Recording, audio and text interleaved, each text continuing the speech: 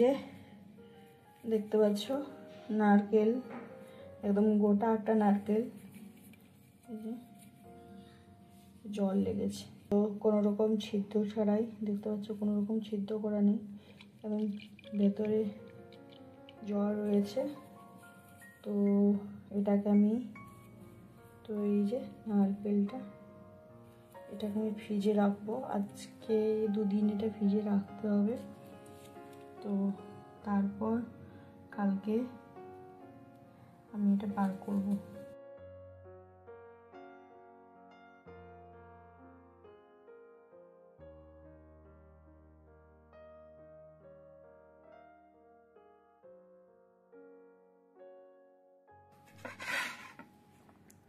এই যে দেখতে পাচ্ছ নারকেলটা বার করেছি, আর পুরোটা বরফ হয়ে গিয়েছে। তো নারকেলটা আমি 3-4 দিনের মতন এটাকে ফ্রিজে রেখেছিলাম। এই যে দেখতে যেন বরফটা পুরো জমে রয়েছে ফ্রিজের মধ্যে। তো আমি আজকে একটা রেসিপি বানাবো, যার জন্য নারকেল করেছি। তো এখন আমি তোমাদের এটা ফাটিয়ে দেখাবো। আর এটা জাস্ট মানে ফ্রিজ থেকে বার করে তারপর এটা মানে ভাঙতে হবে নারকেলটা, বাড়িতে রেখে দেওয়া চলবে না। তো এই যে দেখতে পাচ্ছ, তো চলো প্রথমে ফাটাই এটাকে। আর এই যে একটু ভেঙে গিয়েছে দেখতে পাচ্ছ, এটা ফেটে গিয়েছে। এটা যদি এরকমভাবে নাও ফাটে তোমরা, এটা যদি এইরকমভাবে নাও ফাটে তোমরা ফাটিয়ে নিতে পারো বাড়িতে। তো এই রকম ধরে জাস্ট এরকম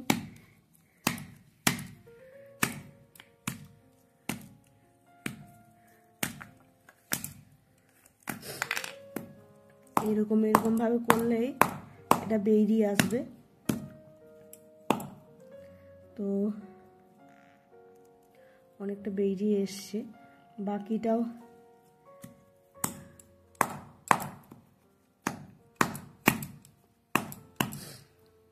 আমরা জাস্ট এরকমভাবেই বার করে নেব আর কি।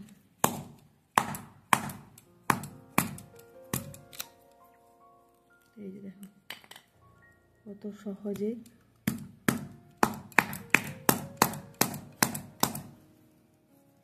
এইরকম করে করে, এই যে দেখতে পাচ্ছ একদম গোটা একটা নারকেল বার হয়ে গিয়েছে। আর এই জায়গাগুলো সাদা সাদা উঠে গিয়েছে, আমার হাতটা জাস্ট নোংরা হয়ে আছে। তো প্রথমত আমি এগুলোকে একটু পরিষ্কার করে নেব, যার জন্য তোমরা এইরকম একটা ছোলার নিতে পারো। ছোলাটা নিয়ে জাস্ট এইরকম করে করলেই এটা উঠে যাবে। যেরকমভাবে আলু কিংবা অন্য কিছু ছোলা হয় একদম সাদা দপদপে, আস্তরণ তৈরি হবে। তো দেখো এইরকমভাবেও হতে পারে এটা। জাস্ট এইরকমভাবে চাকু দিয়ে যখন পেছন মানে চাকুর এই সাইডটা দিয়ে উল্টো সাইডটা দিয়ে এরকম ঘষা দিলেও এটা উঠে যেতে পারে।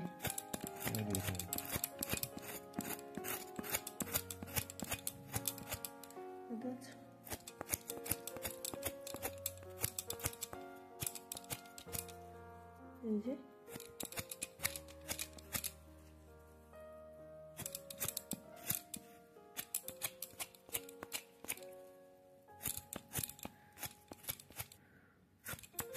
এটা উঠে যাবে, আশা করছি পুরোটা।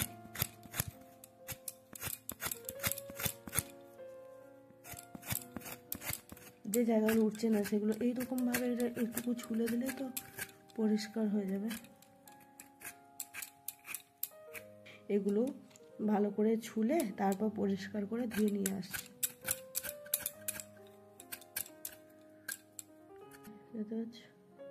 এটার পর ধুয়ে আমি নিয়ে আসছি।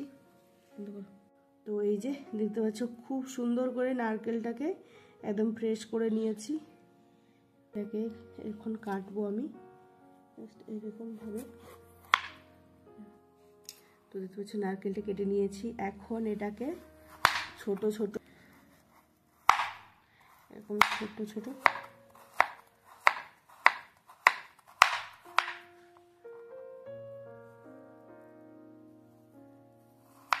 এরকম ছোট ছোট পিস করে নেব।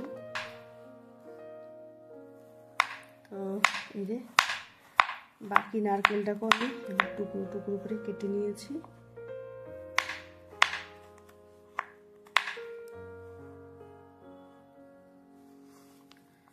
তো এই যে দেখতে পাচ্ছ ফ্রেশ নারকেল। এরপর এইগুলোকে এই যে একটা গ্রাইন্ডার বক্স নিয়েছি, এখানে আমি সব নারকেলগুলোকে দিয়ে দেব এরকম ভাবে। তারপর এইরকম ঢাকাটা বন্ধ করে এটাকে গ্রাইন্ড করে নেব। তো এটা গ্রাইন্ড করে নিয়েছি, এই রকম দেখতে নিচে দেখতে পাচ্ছ। আর এখন ঢেলে দেখাচ্ছি যে কেমন ঝুরঝুরে নারকেলটা তৈরি হয়েছে। তো তোমরা এটা দিয়ে যে কোনো কিছুই বানাতে পারো, পিঠে, পায়েস। এই যে কত সুন্দর নারকেলের গুঁড়ো তৈরি হয়েছে, দেখতে পাচ্ছ, অনেক সুন্দর, অনেক মিহি, অনেক সুন্দর মিহি গুঁড়ো তৈরি হয়েছে।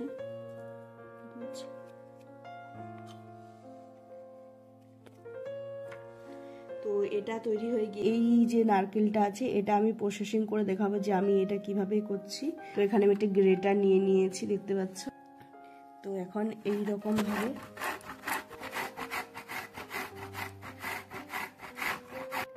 দেখতে পাচ্ছ কত সুন্দর মিহি এই যে নারকেল গুঁড়ো তৈরি হচ্ছে। আর চাইলে এই ছোটটাতেও করতে পারো, তাহলে অনেক ছোট ছোট হবে। এই যে এটাতে এরকম মিহি হবে। তো আমি এখন গ্রেট করে তারপর আসছি।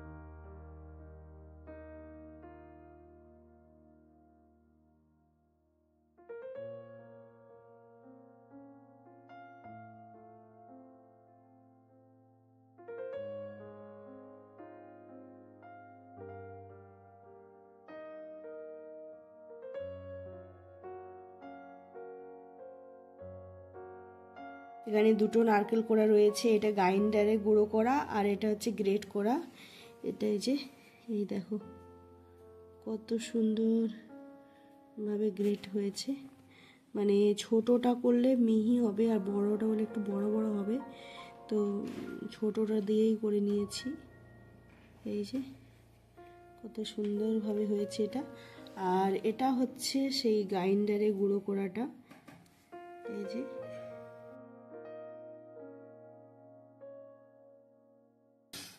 তো দুটো প্রসেসে আমি তোমাদের দেখিয়েছি, কেমন লাগলো কমেন্ট করে জানিও। আর যদি ভালো লাগে চ্যানেলটা সাবস্ক্রাইব করে পাশে থেকো। তো এই যে